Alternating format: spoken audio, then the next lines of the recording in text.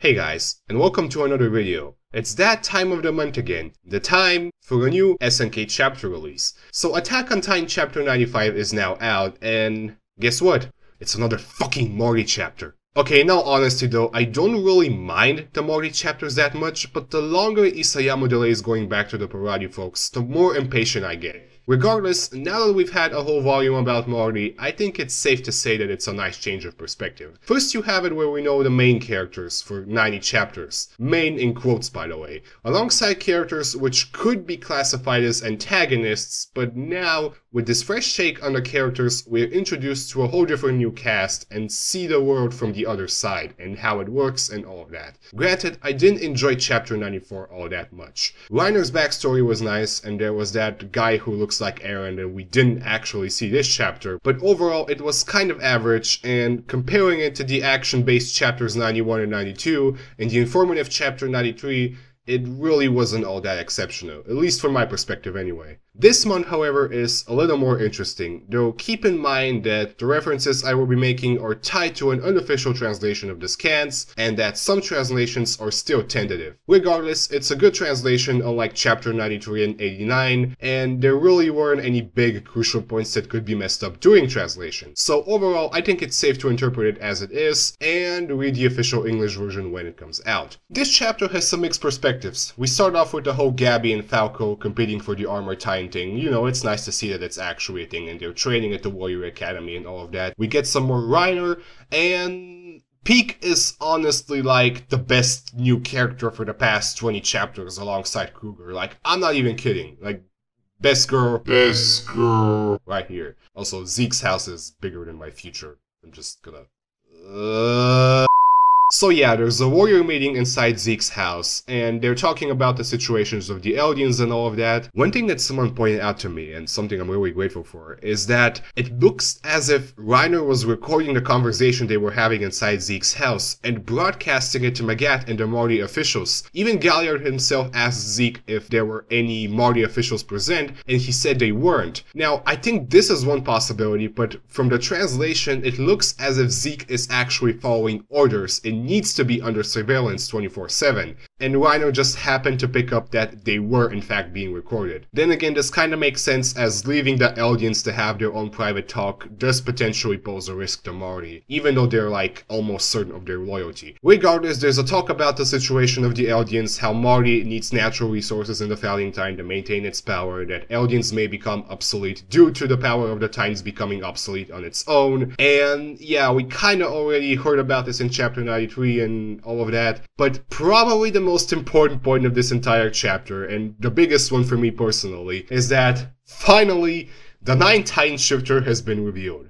I'm saying this as someone who just made the Titan Shifters breakdown video and now has fresh new information that I need to digest and process. But anyway, it's not the origins of the Acromants, it's not used to mass-produce Titan Serum, it's not a winged Titan that Mads Mikkelsen wants to fly with, and it's not fucking Flock. Anyway, the Titan is known as the Sensui no Kyojin in Japanese. Thank you Sunius from Tumblr for letting me know about this, by the way. And this version translates it as the Warhammer Titan, and supposedly that's the literal translation as well. And it's actually owned by a family by the name of Tiber. And from what we know, 100 years ago when the Great Titan War began, one of the primary things which started the Civil War itself and led to Morty's victory was the Tiber family themselves, and they were actually Eldians who started the war, so they weren't just Marleyans who tried to weaken Eldia. So I think it's kind of realistic considering that stealing 7 Titans is not really an easy task to accomplish. To make this more simple, the Tiber family revolted against King Fritz and were one of the reasons Morty managed to win the Great Titan War and put the other 6 Titans under their control. The Tiber family themselves were given the title of honorary Marleyans, and they stay away from all war, conflict, and politics that the country currently engages in. Peak herself states that they haven't used the power of the Warhammer Titan at all for the past 100 years, and their status is somewhat higher than the rest of Morty since they can't just get their Titan and give it to a random kid and make them a warrior, so it's really something interesting as we don't just have the Morty and the warriors and Mads Mikkelsen and all of that. So yeah, I think it's kind of interesting, and they're supposed to be the narrative narrators for the events that are about to come, it seems that the plan to invade Parati Island within a year is actually their plan and their order. And since Zeke has a year left and he wants to go to the island and settle the score and, meet Eren and get a founding titan and all of that, supposedly those are his goals, but since he wants to do it within a year, he only has a year of his life left as the Beast Titan, and the Tiber family wishes to take Parati Island in less than a year, then yeah, in the timeline, the final battle should be coming very, very soon. And back to Marty, with its status as honorary Marleyans and holders of the Warhammer Titan, the Tiber family seems to have really big influence on the rest of the population, be it Eldians or Marleyans, as they seem to be siding with both since they're Eldians themselves, but they're also honorary Marleyans, which played a role in taking down King Fritz 100 years ago. The plan, from what I understand, and I recommend checking out the English version again when this comes out, is that they're supposed to speak on behalf of the Eldians and help them out with their situation and overall the way they're viewed by the world, so that their existence after taking the founding titan really shouldn't be in danger. And don't take what I say for final, since this is, like I said, pretty tentative at the moment. Anyway, that's it about the Tiber family. I'm really glad we now know who the Ninth Titan is, or what it is, and what its name is and so on, since that was a pretty big point and it spawned a lot of theories, so yeah. Other than that, we also got some history about the warriors and how they, infiltrate Parati Island, their training and all of that. Also, finally, instead of having to constantly make Cartman jokes, the Mule Titan is actually called the Shireki no Kyojin, and Shireki means something along the lines of horse cart, as we found out in chapter 91, but the official name should be something like Cart Titan or whatever. We also see Marcel's Titan form, and it's kinda like a photocopy of Galliard's form, but then again it kinda makes sense considering the blood relations, so I guess that does actually play a factor. Maybe sex plays a factor as well, considering that Ymir's Jaw Titan looks completely different, and a lot of people didn't actually realize that Galliard had eaten her when we first saw his Titan form. And then we see Reiner's dad. Seriously, how much more pain do you want to inflict upon this man? And it seems like with the last, 30 chapters that everyone has daddy issues, like Eren, Zeke, Grisha, Historia, now Reiner? Seriously though, this guy's a fucking asshole. Per Reiner, man. And the last point, so to say, is that Marceau actually intervened when it came to selecting the candidate for the Armored Titan, and that it was his doing that made the Mardi view Reiner as a better candidate than Galliard, so he could help his brother and help him from dying in 13 years due to Ymir's curse. Then again, we now know how that turned out.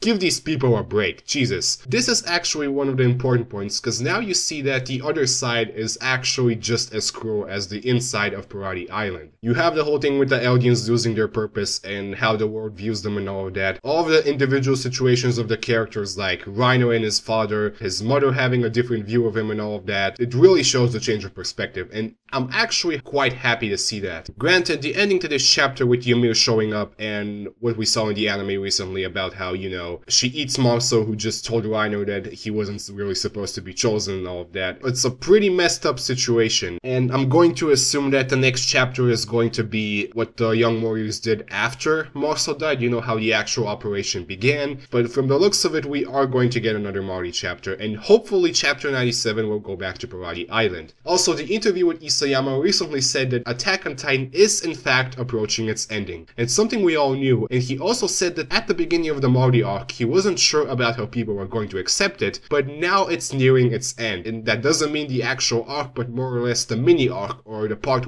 that shows Marty. So in 1 or 2 chapters, we should be going back to Parati Island. Probably, maybe, hopefully. Overall, this was kind of an average chapter. I mean, the revelation about the Warhammer Titan was nice, and gaining the perspective of the individual warriors and all of that, and the talk in Zeke's house, and overall the whole setup and layout of the chapter. But really, in comparison to chapter 93, which revealed a lot of different things about the individual characters on both Marty and Parati, I'm glad that we are actually getting somewhere now. But comparing it to chapter 93, which revealed quite a few things about, the warriors and the situation on Parati and Armin's Titan and all of that, it really isn't all that exceptional, but I'm really glad we now know who the Ninth Titan is. It's now obvious that the Tiber family is going to hold some kind of important role in the coming future, since they are important to both Marty and Eldia and have the last Titan, and they never use it and they have so much respect, so I guess it's a pretty powerful Titan, maybe comparing it to the Beast Titan or the Colossal Titan, and I hope it's something we find out soon enough. I would give this chapter the 7.5 out of 10. You know, it was a good chapter, it wasn't all that exceptional, but it was solid, and I am looking forward to seeing how the story develops from now on, since it seems to be reaching a point where it's finally time to go back to the Parati Island, folks.